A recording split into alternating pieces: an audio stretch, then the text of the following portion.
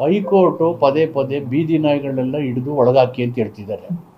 ಇಲ್ಲಿ ರಾಜಕೀಯ ನಾಯಕತ್ವ ಗಟ್ಟಿಯಾಗಿದೆ. ನಾಯಕತ್ವ ಬದಲಾವಣೆ ವಿಚಾರಕ್ಕೂ ಹೈಕೋರ್ಟ್ ಬೀದಿ ನಾಯಿಗಳನ್ನ ಒಳಗಾಕಿ ಅಲ್ಲ, ಈಗ ಸುಮ್ಮನೆ ಬೀದಿಯಲ್ಲಿ ಮಾತಾಡೋದೆಲ್ಲ ಭಯ ಮುಗಿಸ್ಬೇಕು ಅಂತ ನನಗೆ ಗೊತ್ತಿಲ್ಲ. ನನಗೆ ಹೈಕೋರ್ಟ್ ಹೇಳಿದೆ, ನೀವು ಹೆಂಗೆ ಹೇಳ್ತಾರೆ ಐ ಡೋಂಟ್ ನೋ. ಅಲ್ಲಿ ನಾಯಿ ಕೇಳೋದ್ರಲ್ಲ ಇವರು, ಅದಕ್ಕೆ ಕೇಳಿದೆ. ಹೇಳಿದ್ದು ಹೆಂಗಿತ್ತು ಗೊತ್ತಾ ಸರ್, ಅದೇ ಬೀದಿಗಳೆಲ್ಲ ಐ ಡೋಂಟ್ ನೋ. ನನಗೆ ಗೊತ್ತಿಲ್ಲಪ್ಪ, ನೀವೇ ಇದು ಮಾಡ್ಕೊಂಡು ನಾ ಹೇಳಿದನ ನೀವು ಹೇಳ್ತೀವಿ. ಇಲ್ಲಿ ನಾಯಕತ್ವ ಗಟ್ಟಿಯಾಗಿದೆ, ಪ್ರಶ್ನೆನೇ ಇಲ್ಲ. ಪದೇ ಪದೇ ಕೆಲವು ಶಾಸಕರುಗಳು ಸಚಿವರುಗಳೇ ಬಹಿರಂಗವಾಗಿ ಹೈಕಮಾಂಡ್ ಮಧ್ಯಪ್ರವೇಶ ಮಾಡಬೇಕು, ಒಂದು ಕ್ಲಾರಿಟಿ ಕೊಡಬೇಕು ಅಂತ ಹೇಳ್ತಾ ಇದ್ರು. ಹೈಕಮಾಂಡ್ಗೆ ಡೈರೆಕ್ಷನ್ ಕೊಡೋರು ಯಾರು? ನಾನು ನೀವು ಕೊಡೋಕ್ಕದ್ದ? ಅವರು ನಮಗೆ ಕೊಡಬೇಕು. ಬಾಲನೇ ನಾಯಿ ಅಳ್ಳಾಡಿಸಿದ್ರೆ? ನಾನು ಅಂಬೇಡ್ಕರ್ ಸಿದ್ಧಾಂತದಲ್ಲಿ ನಂಬಿಕೆ ಇಟ್ಟಿರೋನು. ಕಾನ್ಸ್ಟಿಟ್ಯೂಷನ್ ಅಸೆಂಬ್ಲಿಲಿ ಏನು ಹೇಳಿದ್ದಾರೆ ಅಂಬೇಡ್ಕರ್ ಅಂದರೆ, ವ್ಯಕ್ತಿ ಪೂಜೆ ಮಾಡಬೇಡಿ. ವ್ಯಕ್ತಿ ಪೂಜೆ ಸರ್ವಾಧಿಕಾರಿ ನಾಯಕತ್ವವನ್ನು ಸೃಷ್ಟಿ ಮಾಡುತ್ತೆ, ಸರ್ವಾಧಿಕಾರಿ ಪ್ರಜಾಪ್ರಭುತ್ವವನ್ನು ಧ್ವಂಸ ಮಾಡ್ತಾನೆ ಅಂತ ಹೇಳಿದ್ದಾರೆ. I strictly follow this ideology.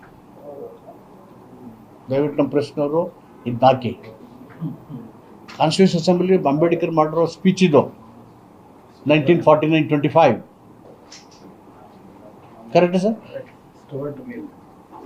ವ್ಯಕ್ತಿ ಪೂಜೆ ಮಾಡಬೇಡಿ. ವ್ಯಕ್ತಿ ಪೂಜೆ ಸರ್ವಾಧಿಕಾರಿ ನಾಯಕನನ್ನು ಸೃಷ್ಟಿ ಮಾಡುತ್ತೆ, ಸರ್ವಾಧಿಕಾರಿ ಪ್ರಜಾಪ್ರಭುತ್ವವನ್ನು ನಾಶ ಮಾಡ್ತಾನೆ ಅಂತ ಹೇಳಿದ್ದಾರೆ. ನಾನು ಡೆಫಿನೆಟ್ ಆಗಿದ್ದೀನಿ. ನಾನು ಇಷ್ಟಪಡಲ್ಲ. ನಾನು ಎಂದೂ ಪೂಜೆ ಮಾಡಿಲ್ಲ. ಸಿದ್ದರಾಮಯ್ಯ ಎಂದಿದ್ರು ಯಾರಿಗೂ ಪೂಜೆ ಮಾಡಿಲ್ಲ. ಓನ್ಲಿ ಅಂಬೇಡ್ಕರ್, ಬುದ್ಧ, ಬಸವ, ಅಂಬೇಡ್ಕರ್ ಬಿಟ್ಟು ನಾನು ಯಾರಿಗೂ ಪೂಜೆನೇ ಮಾಡಿಲ್ಲ. ನಮ್ಮ ಅವ್ವ ಪೂಜೆ ಮಾಡ್ತೀನಿ.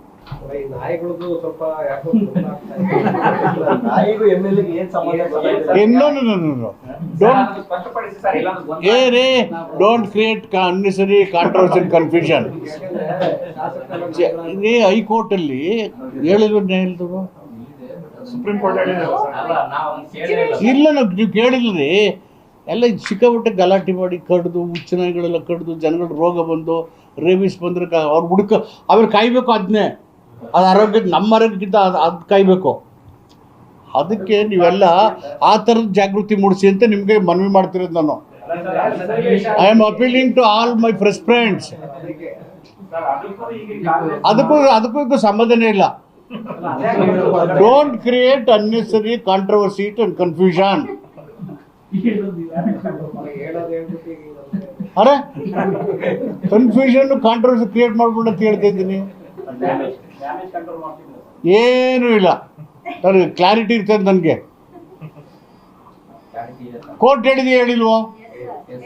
ಮತ್ತೆ ಜನಗಳನ್ನ, ಮಕ್ಕಳನ್ನ ಕಾಪಾಡಬೇಕೋ ಬೇಡವೋ?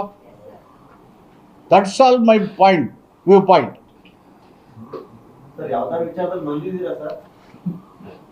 ನಾನು ಯಾವುದರಲ್ಲೂ ನೊಂದಿಲ್ಲ, ಸಂತೃಪ್ತಿಯಾಗಿದ್ದೀನಿ. ನೊಂದೇ ಇಲ್ಲ. ನಾನು ನೊಂದವ್ರ ಪರವಾಗಂತೂ ನೋಯ್ತಾ ಇರ್ತೀನಿ. ಯಾರು? ಅದು ಗೊತ್ತಿಲ್ಲ, ಅವ್ರಿಗೆ ಕೇಳ್ಕೊಳ್ಳಿ. ಎಲ್ಲೆಲ್ಲಿ ಬಿಂದೋಗಿದೆ, ಎಲ್ಲೊಂದು ನೊಂದಿದೆ ಅಂದ್ಬಿಟ್ಟು.